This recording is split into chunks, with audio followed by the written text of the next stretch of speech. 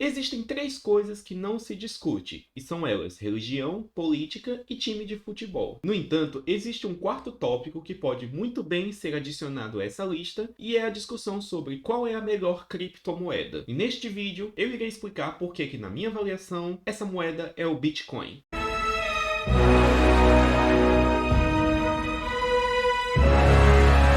E saudações a todos aqueles que nos assistem. Sejam bem-vindos ao canal da Climb Investimentos. Esta que é uma casa de análise dedicada a trazer o melhor conteúdo para você, investidor. Meu nome é Josué e eu sou analista de valores mobiliários. Por aqui nós falamos sobre diversos tópicos acerca do mundo dos investimentos. E isso inclui criptomoedas, planejamento tributário, bolsas de valores e economia. Portanto, se você gosta desse tipo de conteúdo, já pode se inscrever no canal e deixar o seu like. Mas no vídeo de hoje eu vou explicar que aqui no canal eu falo muito sobre as criptomoedas. E eu abordo tanto o Bitcoin quanto as altcoins. Inclusive, eu até já fiz algumas playlists onde eu explico vários dos detalhes acerca de como funcionam essas moedas. E de fato, eu considero que atualmente investir tanto em Bitcoin quanto em altcoins é uma coisa muito benéfica, visto que ainda há um ciclo de alta em pleno curso. No entanto, apesar de eu recomendar e também investir pessoalmente tanto em Bitcoin quanto em altcoins, eu tenho que falar que minha estratégia para essas duas classes de criptomoedas é muito distinta, pois na minha avaliação, o Bitcoin ele é uma criptomoeda soberana sobre as demais. Ela é uma criptomoeda para governar a todas as outras. E portanto, quando eu invisto em altcoins, eu estou pensando primariamente no quanto elas conseguem se valorizar a mais do que o Bitcoin, para que depois eu possa trocar elas por Bitcoins e ao longo do tempo ir aumentando a quantidade deles na minha carteira. E quando eu falo que o Bitcoin é superior a todas as outras criptomoedas, eu estou falando principalmente do ponto de vista monetário. Pois o que ocorre é que o Bitcoin ele é essencialmente uma moeda, enquanto que várias outras criptomoedas como Ethereum, Zelica, Litecoin, Monero, elas apesar de terem funções também monetárias, elas servem para suprir várias outras funções que o Bitcoin não possui atualmente. Inclusive, é isso que eu venho abordando na minha playlist sobre altcoins, que eu irei deixar o link aqui no izinho. E o que ocorre é que atualmente somente o Bitcoin é um bom candidato a ser uma reserva de valor. Isso ocorre porque ele possui um limite fixo em 21 milhões de unidades, que é basicamente impossível de ser modificado. E de fato, a única coisa que falta para o Bitcoin ser considerado uma reserva de valor da mesma forma que o ouro é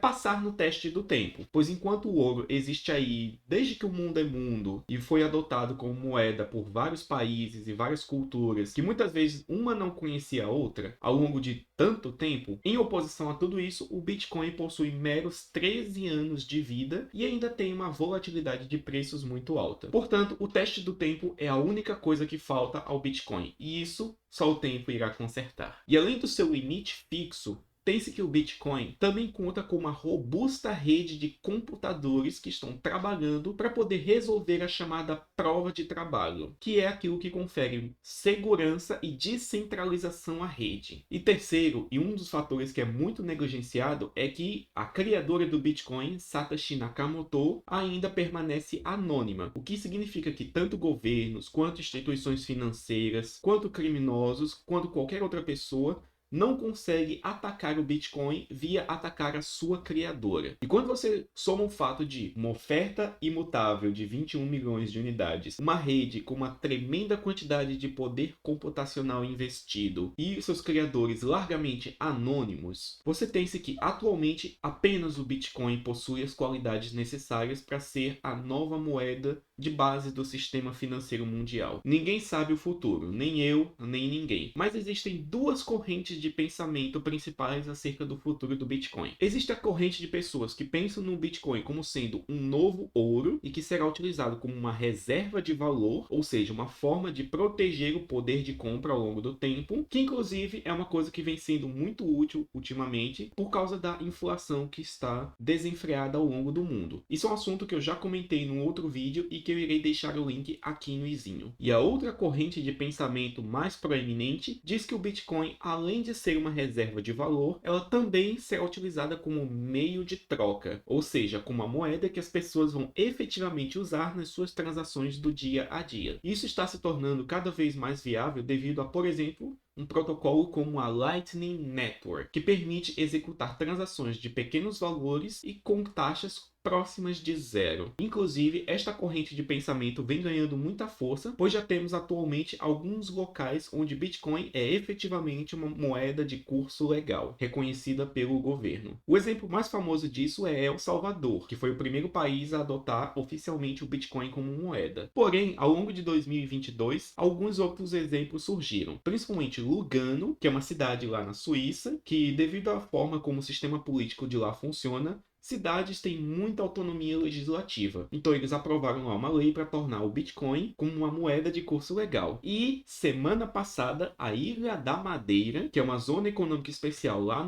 na costa de Portugal, também implementou o Bitcoin como moeda de curso legal. E o que ocorre é que o Bitcoin atualmente está passando por um estágio de monetização. Isso é um processo que já foi descrito pelo célebre economista Ludwig von Mises no seu chamado Teorema da Regressão da moeda, segundo o qual qualquer bem, antes de se tornar uma moeda, atende a funções não monetárias de uma certa demanda de mercado. Então, no caso do Bitcoin, ele começou atendendo a demanda de entusiastas de programação que queriam entendê-lo. Com o passar do tempo, ele foi evoluindo e agora está se tornando uma reserva de valor, apesar de lhe faltar o teste do tempo. E os próximos estágios é que, além de ser reserva de valor, ele se torne também um meio de troca para facilitar transações. E um último estágio no processo de adoção do Bitcoin seria quando ele se torna unidade de conta, ou seja, que é quando empresas, empreendedores e os preços dos produtos e serviços começam a ser quantificados utilizando essa unidade de medida, o Bitcoin. Eu particularmente não sei o que ocorrerá no futuro, se o Bitcoin será reserva de valor, ou se ele irá além disso para ser efetivamente a moeda, ou se ele vai efetivamente substituir o dólar e outras moedas fiduciárias como o meio de troca mais indisputavelmente aceito nos mercados globais. Mas seja qual for o futuro, eu gosto de me posicionar pensando nisso. E agora, entrando na minha estratégia de investimento em criptomoedas, eu vou falar porque eu sou um maximalista do Bitcoin. No começo desse vídeo, eu falei que qual é a melhor criptomoeda é um tema que deveria ser colocado junto com religião, política e futebol, naquela lista de coisas que não se deve discutir, porque várias pessoas encaram criptomoedas como uma espécie de religião, pois tem pessoas que defendem a sua cripto com unhas e dentes e não aceitam críticas de nenhuma outras pessoas. Então tem aqueles maximalistas do Ethereum, que diz que ele é a melhor moeda. Tem os maximalistas do Monero, que valorizam a privacidade, etc. Porém, quando se trata de funções monetárias, eu preciso afirmar que eu apoio a supremacia do Bitcoin por causa dos fatores que eu citei ao longo deste vídeo. E apesar de eu investir também em altcoins, eu invisto nelas pensando numa relação risco-retorno e assimetrias positivas em relação ao Bitcoin. Ou seja, eu busco investir em altcoins que têm bons projetos, boas ideias, bons times de desenvolvimento e que por causa disso tem uma possibilidade muito forte de se valorizar em relação ao Bitcoin. E dessa forma, quando essas moedas se valorizarem muito, até o ponto em que essas assimetrias de risco são dissipadas, então eu poderei vendê-las e utilizar os lucros para comprar mais Bitcoins. Então, em resumo, eu sou um maximalista do Bitcoin e no longo prazo ele é a única criptomoeda que eu quero levar. Porém, eu reconheço sim as utilidades das outras criptomoedas e, portanto, eu tenho parte da minha carteira nela também. Inclusive, num dos cenários possíveis para o futuro, no qual o Bitcoin não se torna um meio de troca, mas sim uma reserva de valor, é muito possível que uma outra criptomoeda seja efetivamente usada como meio de troca. E essa criptomoeda seja lastreada em Bitcoins no final das contas. Isso é uma coisa que já tem precedente histórico, pois era exatamente isso que ocorria com o ouro e com a prata. Pois o que muitas vezes ocorria é que o ouro era reserva de valor e ficava depositado em bancos, enquanto que a prata era um metal de valor menor menor e ele era efetivamente utilizado no dia a dia. Mas este daqui é o resumo da minha estratégia de investimentos em criptomoedas. E portanto, se você deseja ter recomendações de investimentos sobre várias criptomoedas, considere tornar-se nosso assinante na Climb para poder ter acesso a relatórios de recomendação em criptomoedas. E por este vídeo nós vamos ficando por aqui. Vejo vocês no próximo.